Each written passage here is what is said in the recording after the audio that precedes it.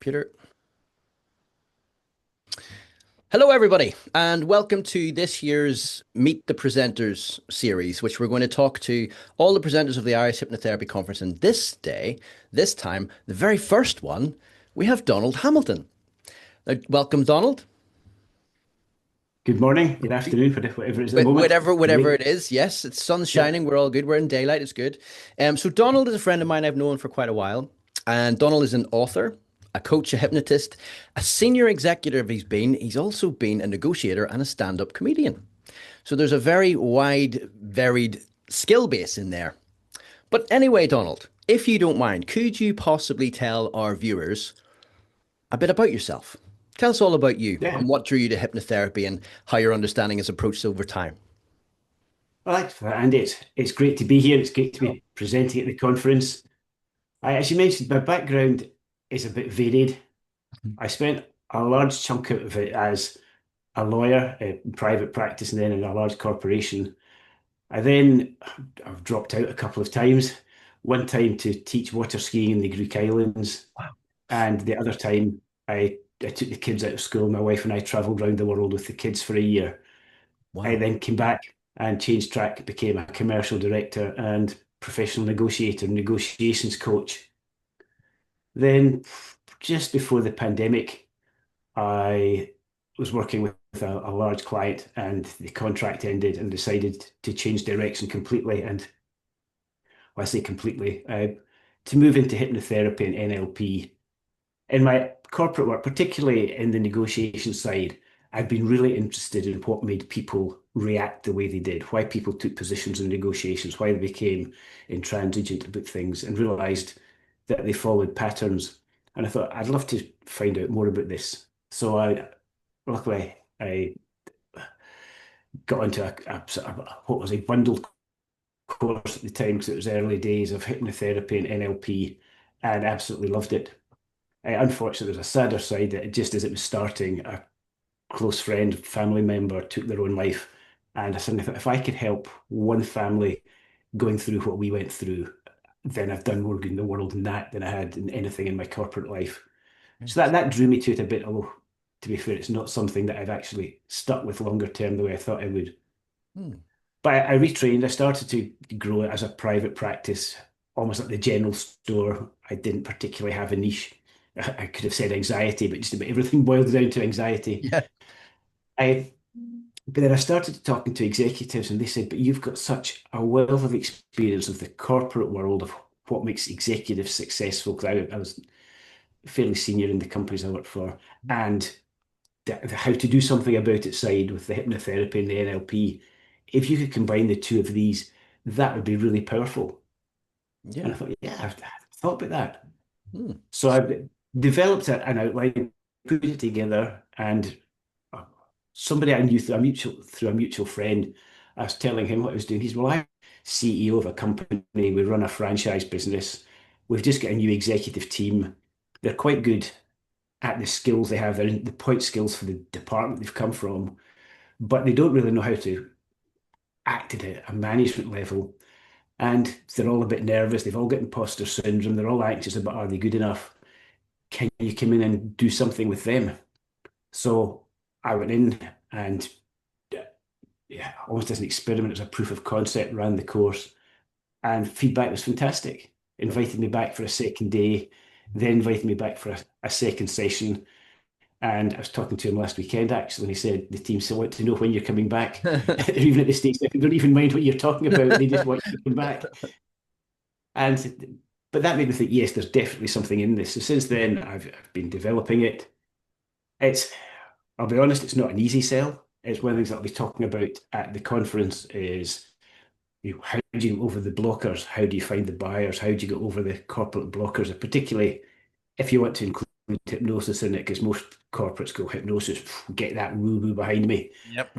So we'll cover that a bit at the conference, how you build up with proofs of concept first until the suddenly they're thinking, yeah, I really want this, I really want it. Well, one of the things that I'd like to talk to you about very briefly is obviously I mentioned at the start that you're an accomplished author, right? Yeah, Right? that's the This is book. Donald's book, right? Amazon bestseller. Amazon bestseller, a best-selling author. So Yeah. Could you tell me a little bit about this book? Because that intrigues me. And obviously, then we'll lead on to what you're talking about in the conference. But this just feeds on to telling a story about you and your experience and why people should listen to you. Yeah, well, putting the book together, I looked at the training I was doing and realized when I did but sessions with executives and the corporate stuff, I followed a process. And I thought, well, let's build that into a framework. So I've built it into what I call the ASDIC framework, ASDIC, which is accepting that you're running negative patterns. S is stabilization. How do you get yourself reset to zero? D is development. How do you start to focus on developing new skills and setting where you want to go? Improvement. How do you start to embed these new skills, these new approaches into your daily life and get better at it? And then consistency. How do you start to delivering and acting and thinking that way on a daily basis, even when your boss is shouting at you and clients are telling you you're an idiot? How do you keep focusing that, even despite the crosswinds, when it's very easy to fall back into your old patterns? Yeah, How yeah. do you start to get techniques to help you gain and maintain resilience to focus on the way you know you want to be? Mhm. That's cool because I have started reading it. We had this discussion beforehand, and yeah, it's a really good book so far, and I wouldn't doubt anything else from you. But yeah, so with all your experience, you've put it into that book, and then one of the things that I think people would like to know is this is all about the Irish Hypnotherapy Conference, right? And you were an attendee last year, Yeah. and with the likes of your presentation, if you could just outline a little bit about it, and also, you know, in so doing, why should people come and see your presentation? What are the benefits for people when they come? I think one of the things a lot of people have said to me, I'd really love to get into corporates, but I don't know how. Yeah. So there'll be an element of how can you get into it? And one of the things that I found is drawing your past experiences. I know, in fact, most of the hypnotherapists I know actually have a life before hypnotherapy, often in corporates. And if you can draw in that experience and bring that into it, so it's a more holistic approach. You're not just going to say, I'm going to hypnotize your executives to be better. Mhm. You can start to build in the business context, then that's really helpful.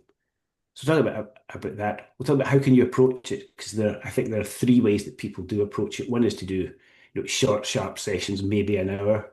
Mhm. I, Other people will do train the trainer, where they'll get get people, usually in HR or the training department, and train them how to deliver a session in that.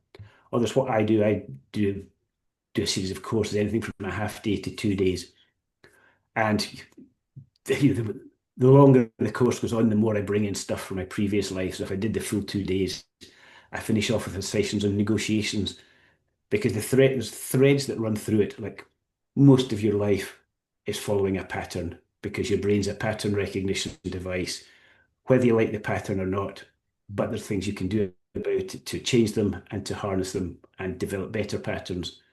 And that goes from everything to overcoming your limiting beliefs, how you set and manage your goals so they're meaningful, but also how you negotiate and interact with other people. So I have that common thing of subconscious patterns running through as the thread that runs through everything.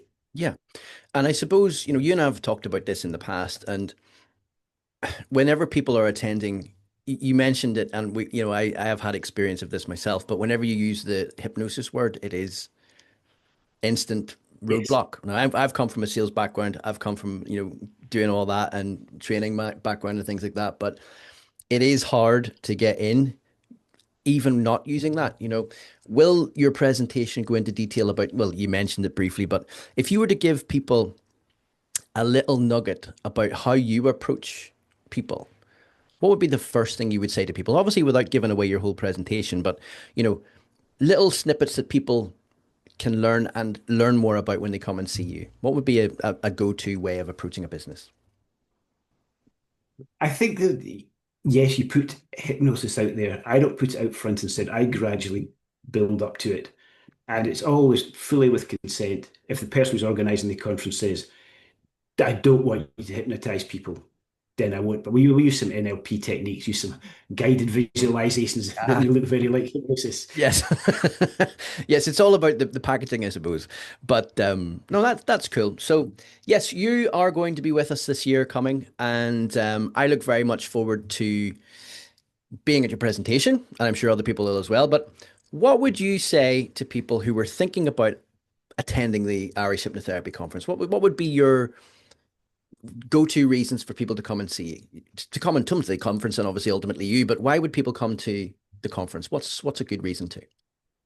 I think I can give you three good reasons. I was Uh, there last year for the first time.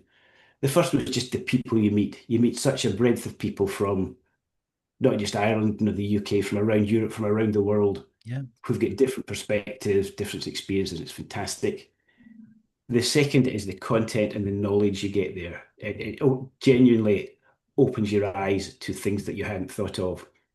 Or you can hear two contrasting views. For example, last year I was in a session where someone said, you never ever need to do regression to cause. Then the next session was, you've got to do regression to cause or you won't ever succeed. yeah, And it's hearing those two discussions really makes you think more about it rather than just accepting a dogma.